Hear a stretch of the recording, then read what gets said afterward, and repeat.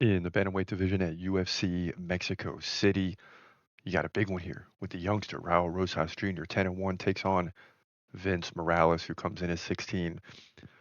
And this is another big opportunity for Rosas Jr. fighting at home in Mexico. And we've seen him now over several UFC fights. Guess what? He's just 20 years old. I mean, it's crazy. Both guys stand 5'9". Vince Morales is 34. So 14-year age difference.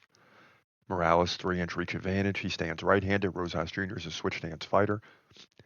Morales lands 3.8 significant strikes per minute to 1.6 for Rosas Jr. And that's something he's got to get better at because right now it's all the takedown game.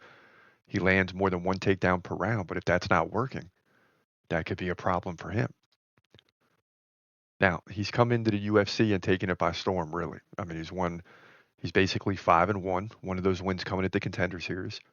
He did lose to Christian Rodriguez by a decision, and it was just a fight that, he landed it 3 takedowns to 1, but got outstruck 29-2. And that's the thing, if the takedown game isn't dominant, he has shown that he can't stand and strike with his opponents, at least as of yet. But then he comes back and beats Terrence Mitchell by KO, submits Ricky Tercios, that was a big one, and beat Aori Kalang, where he looked more well-rounded, 41-22 in significant strikes, 3-0 in takedowns. So he's already getting better, and he's going to continue to do so for over the next 7 to 10 years. I mean, it's wild. Now, Morales has lost 4 in a row, but against good fighters. Jonathan Martinez, Miles Johns, all these coming by decision, Taylor Lapilus and Elijah Smith. So these have only made him better, right? Before that, he was beating Luis Smolka, Draco Rodriguez. This all goes all the way back to 2021 and 2020, but struggling right now. And that tells me that Raul Rosas Jr. better win this fight. Because if he doesn't, that's like saying, well, he's not as good as the other 4 fighters that Vince Morales lost to. Morales has 9 losses. Yeah, he's 34 years old. He's in peak form in terms of the age at 34, right? So, could there be problems here for Raul Rosas Jr.? Of course, but I don't foresee that happening. I think this is a fight that he's got to dominate. He will dominate.